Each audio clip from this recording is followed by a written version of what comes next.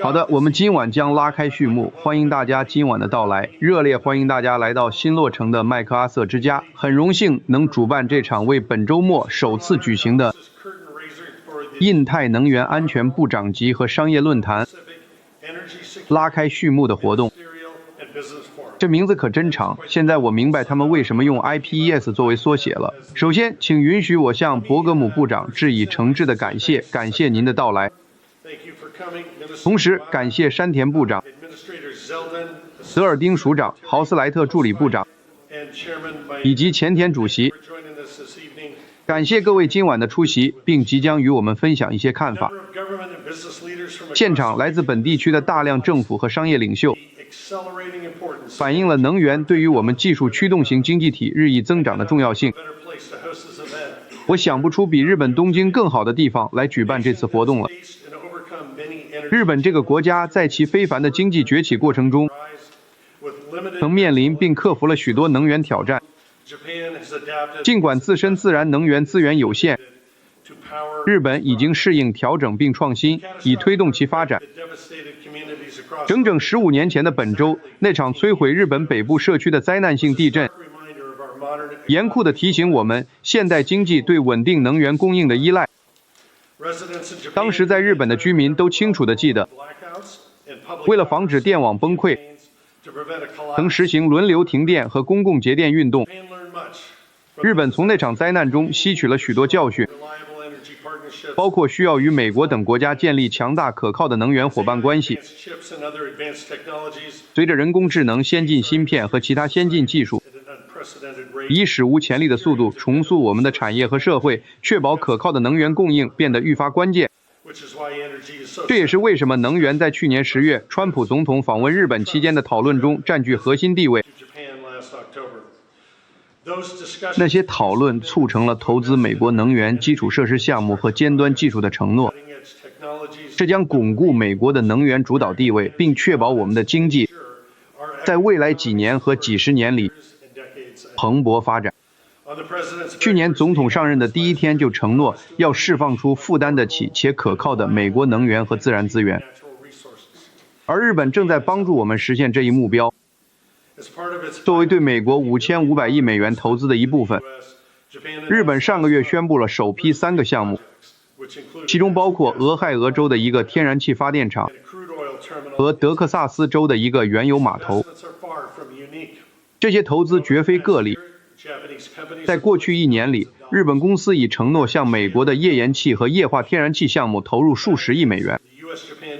事实上，美日能源伙伴关系是建立在美国丰富的自然资源基础之上，并通过开创性的理念和智慧的企业精神而形成的。这种合作精神在将近60年前帮助开创了一个新的能源领域。当时美国和日本的专家合作，将美国的第一批液化天然气从阿拉斯加运往日本。从那时起，我们两国在能源方面的合作一直保持着同样的雄心。今天我们正在小型模块化反应堆、核聚变技术、先进发电厂设计和输电系统等领域携手合作。这样的伙伴关系是我们推动经济数字化转型的关键，而这一转型已经全面展开。目前数据中心占全球能源需求的比例不到 2%， 这个数字在几年内可能会超过 20%。 这对一些人来说可能看似一个难题，但同时也是一个巨大的机遇。这种机遇是美国在其250年的历史中一直抓住的。自本杰明·富兰克林首次进行电力实验以来，创新一直推动着美国在能源领域的成功，并且我们明白，能源是经济发展的基础。美国在其发现和商业化的每一个领域都走在前沿，从石油开采和地热发电，到核裂变和水力压裂，所有这些都通过伙伴关系得以实现。无论是科学家之间、企业家之间、公司之间，还是政府之间，鉴于有10多个国家和近200家能源公司参加本周末的聚会，我们拥有一个建立同样雄心勃勃的伙伴关系的黄金机会。这些伙伴关系将为这个充满活力的地区带来未来几代人的能源安全。那么我非常感谢大家今晚的到来。我想欢迎几位演讲者上台，首先是伯格姆部长。现在我很荣幸能够介绍一位以这座房子现在所纪念的将军命名的人。道格拉斯·伯格姆是一位领导者，他使美国能源成为全球伙伴关系和安全的强大力量。作为第55任内政部长和国家能源主导委员会主席，他帮助监督了美国能源生产的重大复苏。伯格姆部长曾任州长、科技企业家，也是美国工业不懈的倡导者。他为本次论坛带来了政策制定者的信念和交易促成者的直觉。请欢迎道格·伯格姆部长。非常感谢，我也要感谢格拉斯大使和他的夫人玛丽，感谢他们在这座美丽的历史建筑中款待我们。我要感谢各位的到来，你们的出席意义重大，这反映了当前时刻的重要性，也反映了各位在场的重要性。因为这些都是历史性的变革时期，我们正在进入一个能源现实的时代。全球各国开始明白，能源与经济繁荣密不可分，也与国家安全密不可分。我们很幸运，我们的总统理解这一点。当然，作为总统，通过能源主导政策，为了向那些可能不理解的人解释，它关乎能源充裕，它关乎拥有足够的能源，能够以伙伴关系的形式出售给我们的朋友和盟友，这样他们就不必从我们的对手那里购买。能源主导和能源充裕关乎确保你的国家拥有可靠、负担得起且安全的能源，以促进你国家的繁荣，你本国公民的福祉以及你国家的安全。这就是我们正在努力的，而且当然，正如你们所看到的，美国正在利用其领导力和我们的资源，作为第一大石油和天然气生产国、第一大液化天然气出口国。再次强调，在这些位置上，这要归功于川普总统。但通过伙伴关系、政策创新和投资，我们和我们的朋友及盟友都可能走上通往和平繁荣世界的道路。大使能在这个令人难以置信的空间里感到兴奋，因为在麦克阿瑟故居不仅具有独特的美国特色，而且也与我们这次会议的东道国日本的历史紧密交织。我们庆祝这段历史。81年前，麦克阿瑟将军和裕仁天皇正是在这个房间里会面，开启了日本和美国之间强大而持久关系的开端。因此，我们大家齐聚一堂，开启一个周末，深化关系，达成新的能源协议。这不仅是与日本，也是与我们所有与会者。我们有17个国家已经报名，会议已经满员。当然，而且由于最近几周的事件，我们知道还有许多其他人，他们都在争先恐后的赶来，因为突然之间，能源安全再次成为每个人心中的焦点。今年也是美国感恩和庆祝的一年，因为这是我们第250个生日。在125年前，西奥多·罗斯福总统帮助开启了与太平洋地区外交和尊重的新时代。他特别认识到日本在世界上的崛起地位，以及作为一个日益增长的全球大国。当然，罗斯福总统是第一位获得诺贝尔和平奖的总统。他因其在调解日俄战争解决方案方面的工作而获得此奖。而且这再次表明了美国对这个地区，对世界的这个地区的信念。但仅仅几年后，当他仍然是总统时，他签署了第一批樱花树运往美国的协议。这再次体现了友谊的精神。当日本赠送这些樱花树时，这种精神确实生根发芽。这些樱花树现在每年春天都在华盛顿特区绽放。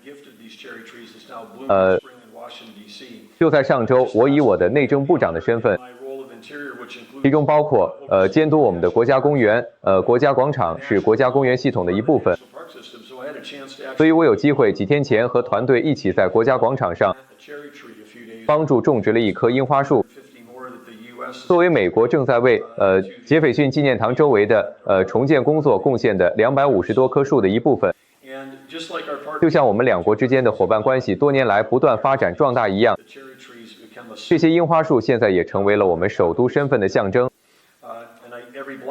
我们那里的每一朵花，我想当人们走过那些美丽的地方时，在那段时间去华盛顿特区非常受欢迎，但它提醒着我们通过合作可以创造的和平与美丽的新生。125年前，西奥多·罗斯福是总统。现在我们庆祝250年的独立，250年的自由，250年的创新。感谢伯纳姆部长。我们的下一位发言人是日本经济产业省的国务大臣山田健司。在银行界工作后，于2012年决定竞选公职，并在日本外务省任职，这让他拥有了外交流畅性和经济敏锐性的罕见结合，而这正是当前和本周末所需要的。欢迎这位大臣，非常感谢。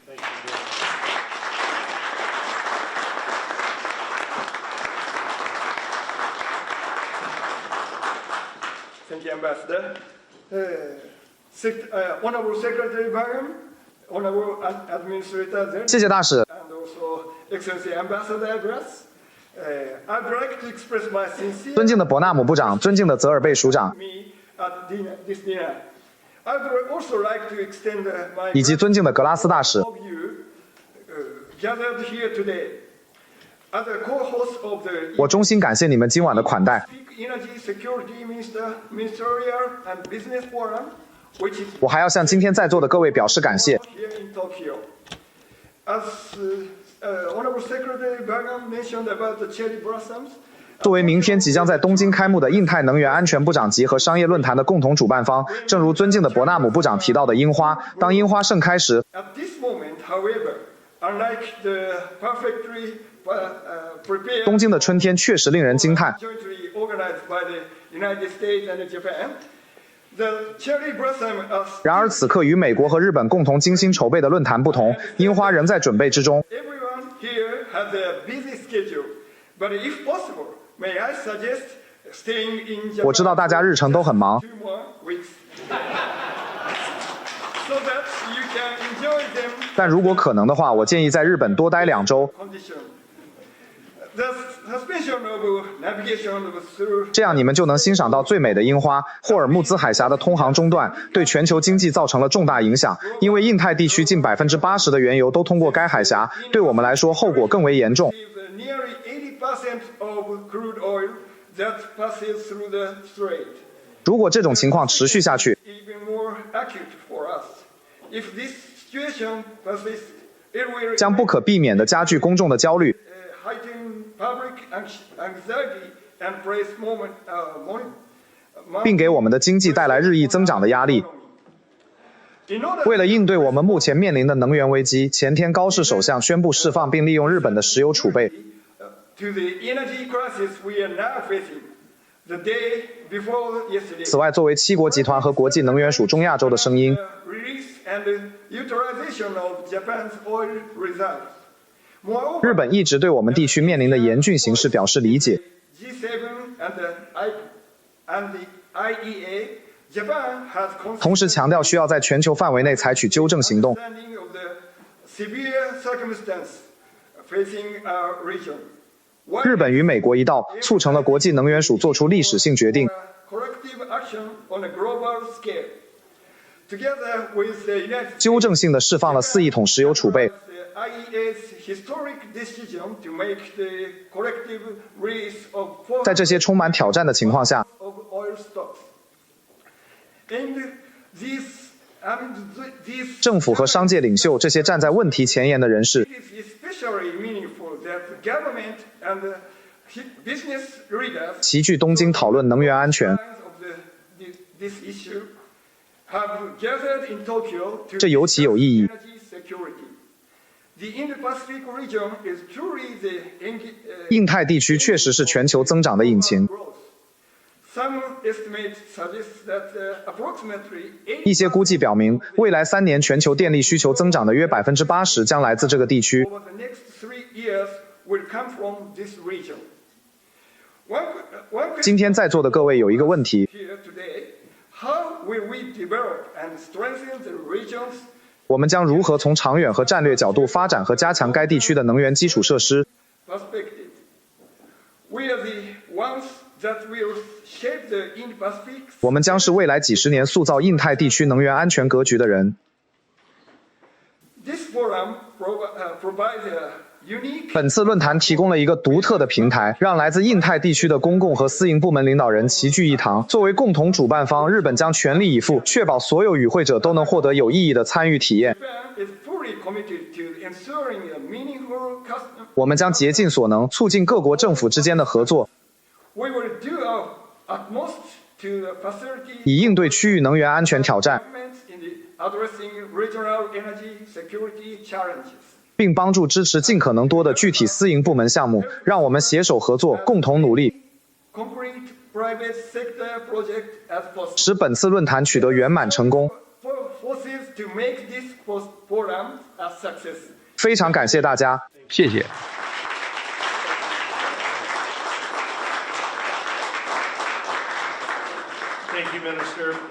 谢谢部长。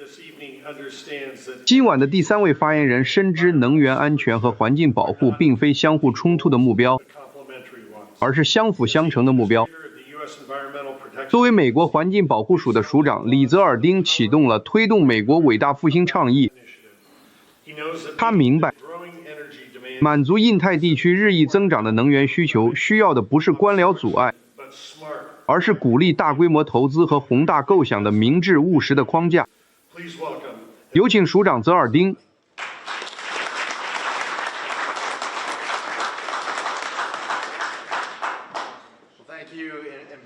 好的，谢谢大使和格拉斯夫人。保护环境和发展经济，过去一直被视为一种取舍。很长一段时间里，人们认为你只能2选1，直到川普总统上任。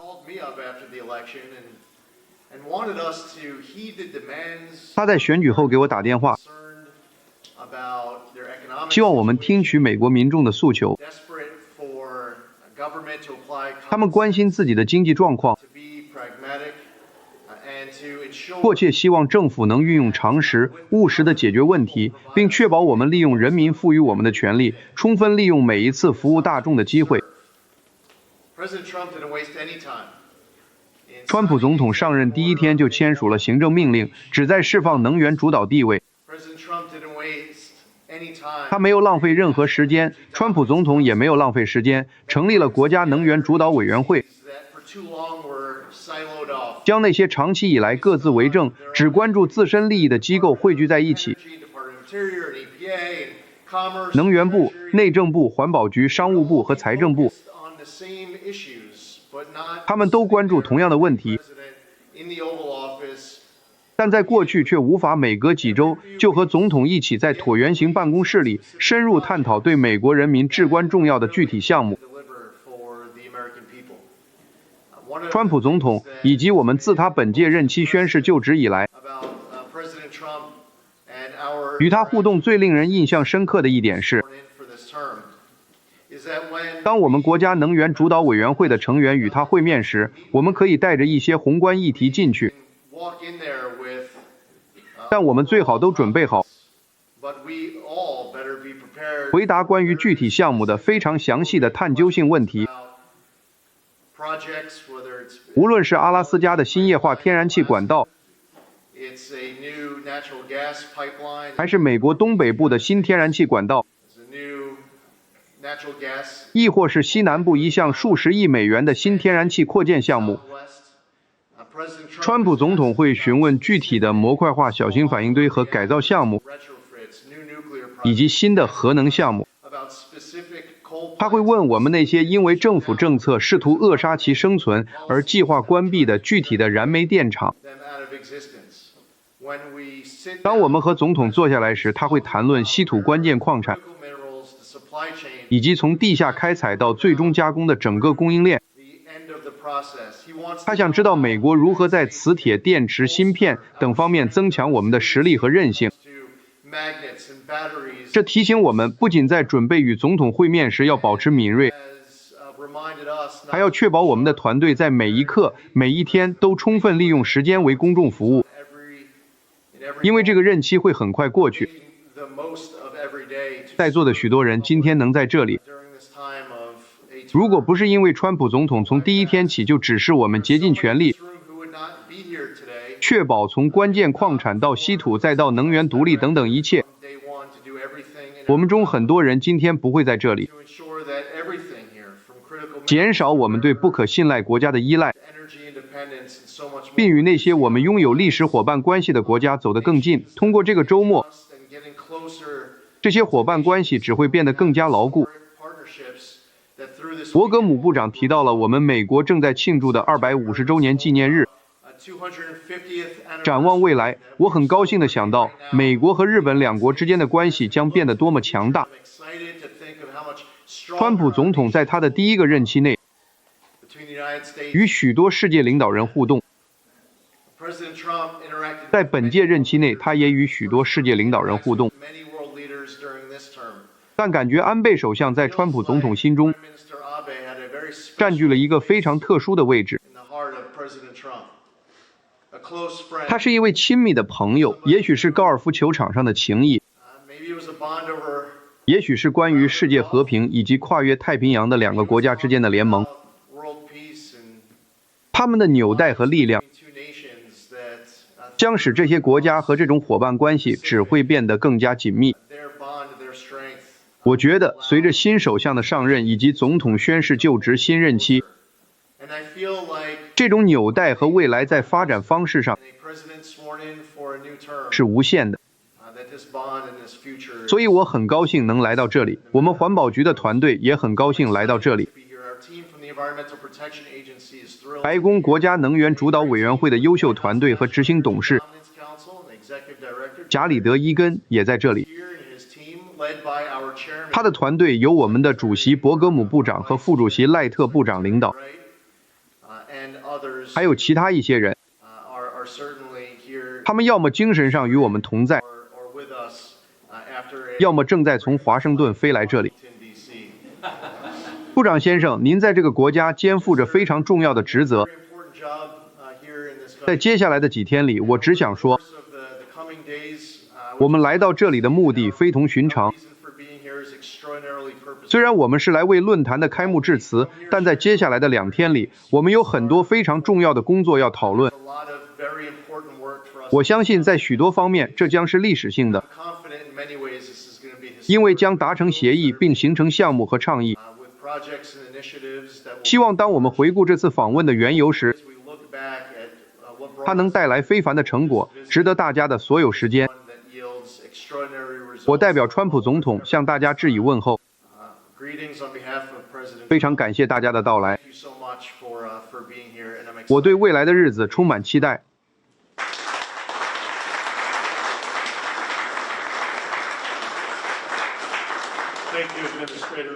谢谢署长。我们下一位发言人是一位受过专业训练的石油工程师，家族3代都从事能源工作，所以他在美国能源部感觉就像在家一样。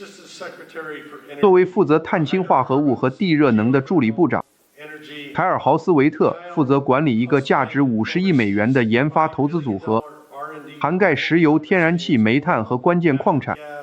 您是一位非常忙碌的人，所以请大家欢迎这位助理部长。谢谢。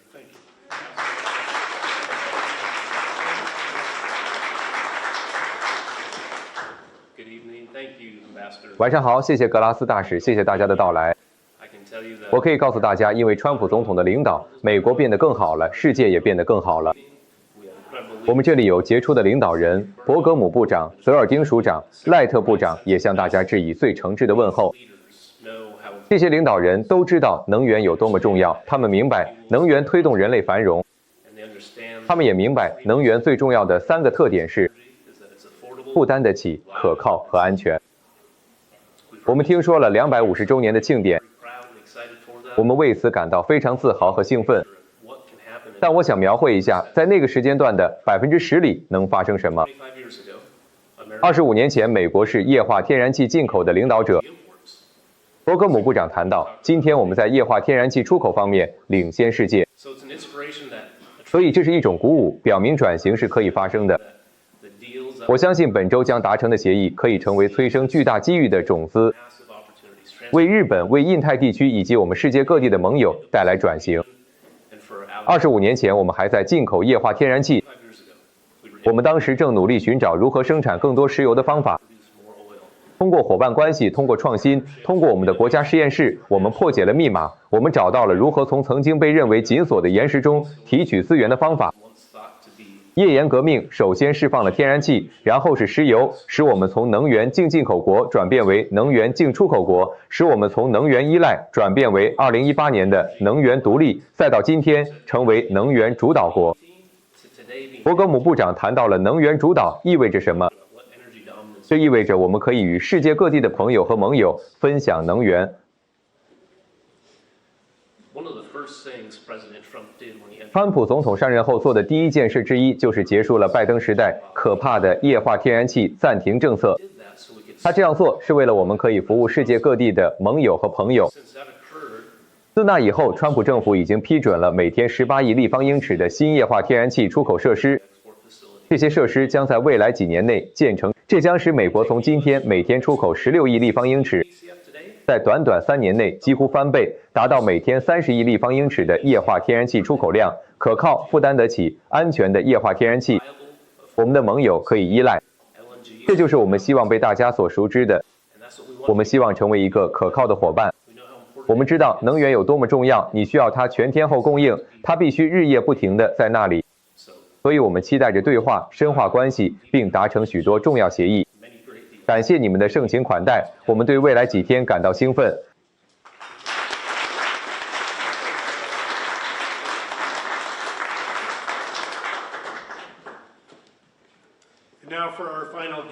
现在我们今晚的最后一位演讲嘉宾是日本国际协力银行的董事会主席前田忠志先生。他在大型基础设施项目融资方面的专业知识非常深厚。他曾在 JPSC 担任过多个职务，包括银行能源和自然资源融资部门的总干事。除了所有这些，他还是美利坚合众国一位出色的朋友和合作伙伴。非常感谢，请大家欢迎他上台。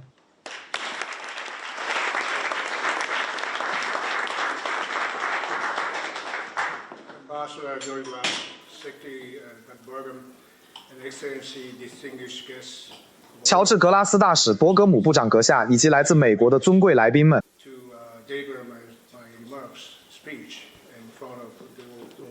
我很荣幸能在所有这些尊贵的来宾面前发表我的讲话。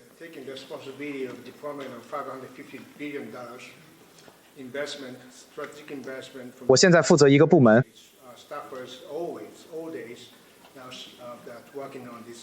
管理着日本对美国5500亿美元的战略投资。我们的员工一直以来都在处理这个问题。然后我在2月中旬在内政部长的办公室里与博格姆部长进行了80分钟的会谈。他尽管日程非常繁忙，但还是慷慨地为我腾出了宝贵的时间。我们讨论了很多。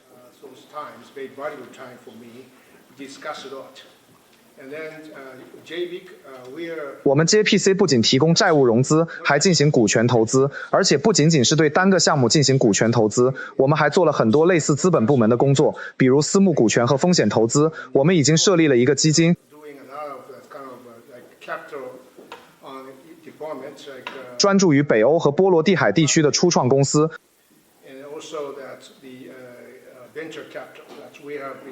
这个基金的名字是北欧忍者。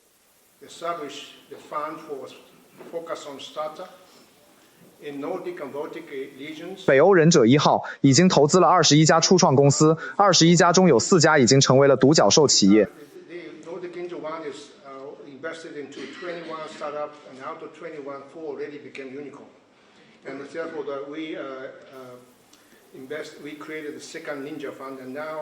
我们投资的第3个项目，我们创建了第2个忍者基金，现在已经完成了所有的募资，我们正在准备启动。我们还在通过这种专注于初创企业的风险投资，对乌克兰和西巴尔干地区进行投资。该地区有许多被低估的初创企业，所以这不仅仅是支持乌克兰的重建。我认为这对日本和其他伙伴支持乌克兰至关重要，因为他们了解俄罗斯武器的优缺点，因此从战略意义上讲，将乌克兰作为一个整体来支持非常重要。对日本来说，与北约伙伴站在一起非常重要，但北约只在北大西洋层面。我们现在在北约的范围之内，我们正在与英国和意大利合作开展 GCF 项目，以实现战斗机与北约的互操作性。这非常重要。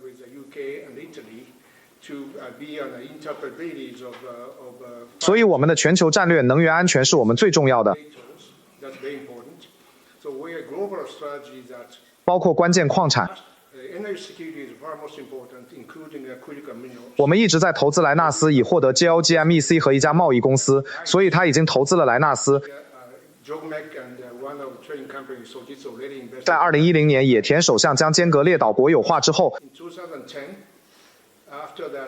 当时我是首相办公室的特别顾问，我是见证者之一。当时中国作为报复，禁止向日本出口稀土元素。所以我们知道他们的行为方式，我们知道俄罗斯的行为方式，我知道朝鲜的行为方式。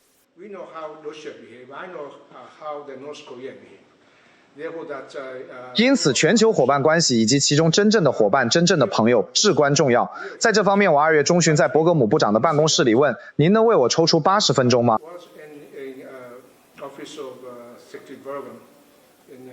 我们讨论了许多项目，包括上次我的好朋友来自阿拉斯加的参议员丹·沙利文。他和我从他还在小布什政府时就是朋友。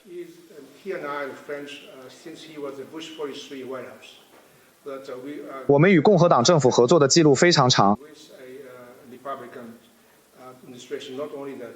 不仅是川普政府，还有老布什政府、小布什政府，所以我总共在华盛顿待了7年，都是共和党政府时期，这只是巧合。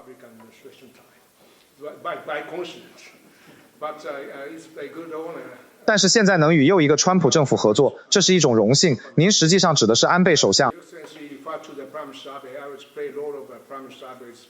我曾担任安倍首相派往阿联酋的特使。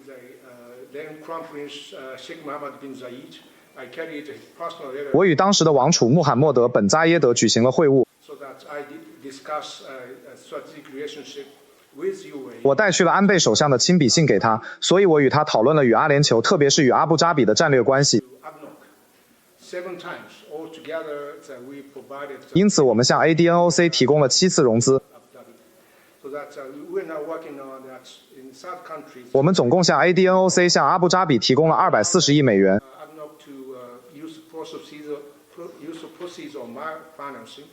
这就是我们现在的工作方式。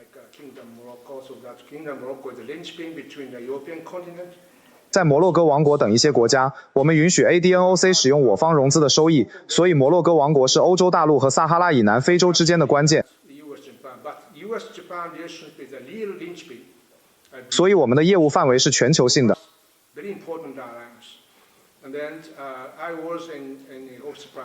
不仅仅是美日关系，但美日关系是真正的关键。我相信这是最强大、最重要的联盟。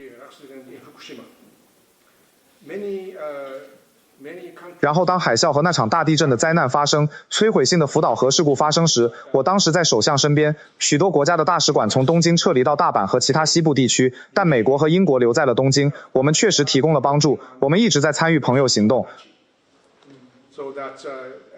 所以这是一种患难之交，我相信美日关系是最重要的问题，这一点已经得到了证实。这就是为什么我现在他们希望我差不多70岁了，但仍然在工作，就是因为这份友谊，因为我有着良好的融资记录。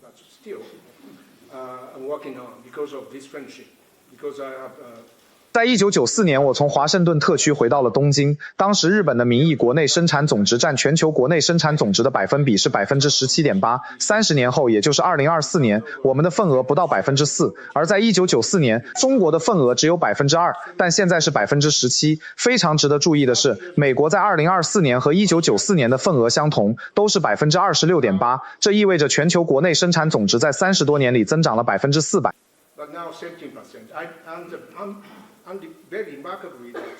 也就是说，到美国的增长也是 400%， 这令人难以置信。但我们需要真正实现经济增长。我们必须利用我们的战略，更加关注经济增长。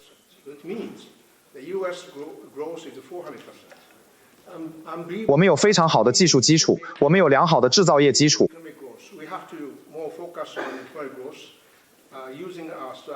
因此，我们日本刚刚与澳大利亚就护卫舰项目达成了一项协议，在第4艘舰艇之后，那些护卫舰必须在西澳大利亚制造，所以我们需要与澳大利亚建立一些伙伴关系。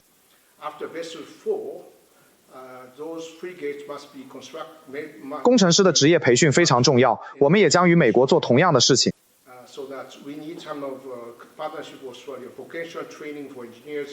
现在你们注意到，川普总统的首要议程是重振制造业。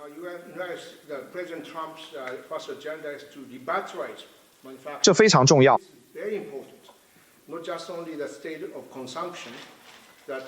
不仅仅是消费状态，制造业在未来几十年都非常重要。我们日本可能需要为重振美国制造业做出贡献，包括造船业，这就是我正在做的事情。不仅仅是液化天然气，还有造船业。例如在阿拉斯加需要破冰船，美国需要破冰船，但目前美国没有拥有任何破冰船。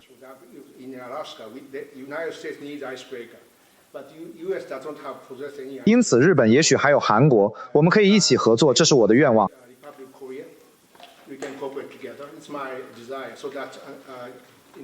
所以，我相信在这个周末，日本、美国以及其他国家，包括许多志同道合的国家，将进行振兴的讨论。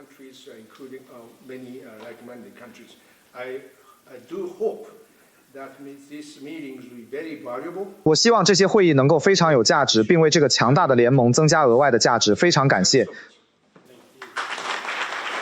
谢谢大家。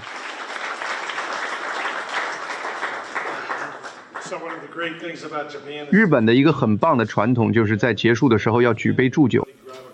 所以如果可以的话，请大家拿起酒杯。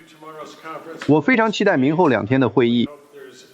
我衷心希望会议取得巨大成功，并且我们非常荣幸能有这么多来自美国的杰出领导人前来参与。所以我期待着与大家见面，并在周末期间继续交流。为此，我必须说一声干杯。